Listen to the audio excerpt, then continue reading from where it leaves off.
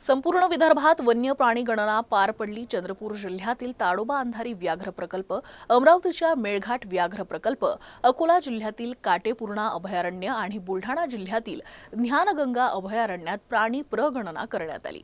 यातच बुलढाणा जिल्ह्यातील ज्ञानगंगा अभयारण्यात 603 वन्यजीवांची नोंद करण्यात आली। ज्ञानगंगा अभयारण्यात प्राणी गणना करण्यात आली। सुमारे 40 वर नैसर्गिक आणि कृत्रिम पाणवठ्यांवर गणना करण्यात आली।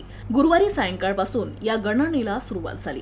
यंदाच्या गणनेत तृण आणि मांसभक्षक प्राण्यांची संख्या वाढल्याचा प्राथमिक अंदाज व्यक्त होत आहे।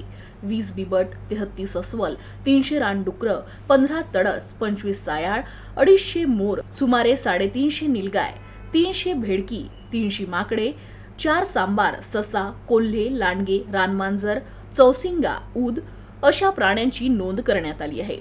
गरुड, शिकरासारखे पक्षीही यंदा दिसले असल्याची माहिती बुलढाणा आरएफओ चेतन राठोड आणि आरएफओ दिनेश लोखंडे यांनी दिली आहे। काल निसर्ग अनुभूती या उपक्रमांतर्गत बोथा जंगलामध्ये जवळपास 24 तास घालवले। हा एक खूप सुंदर अनुभव होता। रात्री मचाणावर थांबण्याची व्यवस्था छान होती। या दरम्यान आम्हाला 2 अस्वल, 4-5 मोर, नीलगाय, साळिंद असे बरेच प्राणी आणि काही पक्षी पण दिसले।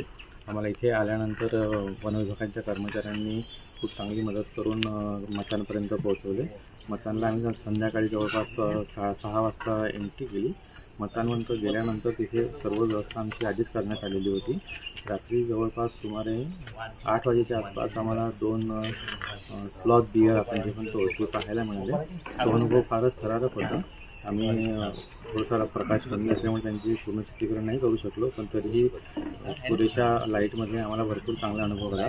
बौद्ध पौर्णिमेच्या चंद्रप्रकाशात ज्ञानगंगा अभयारण्यात 23 मेच्या रात्री लख्ख चंद्रप्रकाशात निसर्गाचा अनुभव घेता आला।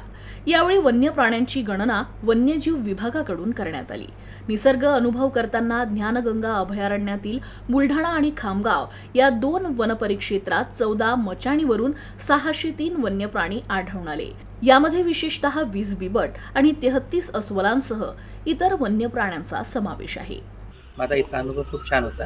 इथे आल्यापासूनच वन विभागाने खूप चांगली व्यवस्था केली होती येणाऱ्या सर्वांची। जेवणही खूप छान होतं। त्यानंतर आम्हाला इथे मचांचे अलॉटमेंट झालं आणि प्रत्येकाला वन विभागाने स्वतःच्या गाडीने आम्हाला आपापल्या डेस्टिनेशनला पोहोचून दिलं। इथे गेल्याबरोबरच आम्हाला वन्य प्राण्यांच्या दर्शनाला सुरुवात झाली होती। गेल्याबरोबरच आम्हाला सांबार डिअर, त्यानंतर ससे, हरिण आणि अस्वल यांचं दर्शन झालं। थोड्या वेळात थोडं पुढे गेल्यानंतर आम्हाला भरपूर अशी मोर दिसायला लागली। आणखी थोडं पुढे गेल्यानंतर आम्ही आमच्या मशानाला पोहोचलो। तिथे मशानची व्यवस्था खूप चांगली होती। सुरक्षेची पूर्ण व्यवस्था होती। एक वन कर्मचारी आमच्यासोबत पूर्ण रात्रभर होते। यावेळी एका निसर्गप्रेमीसोबत वन्यजीव विभागाचा एक कर्मचारी सोबत होता। वन्यजीवांच्या हालचालींवर लक्ष ठेवून प्राण्यांची नोंद करण्यात आली। काल जे मी या ऍक्टिव्हिटीमध्ये सहभागी झालो त्याच्यामध्ये पुष्कळ काही मला बघायला मिळालं।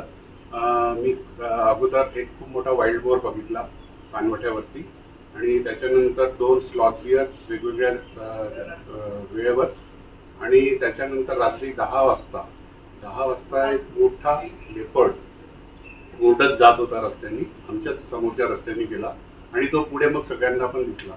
फार सुंदर अनुभव होता हा माझ्या स्मरणात कायमचा राहील।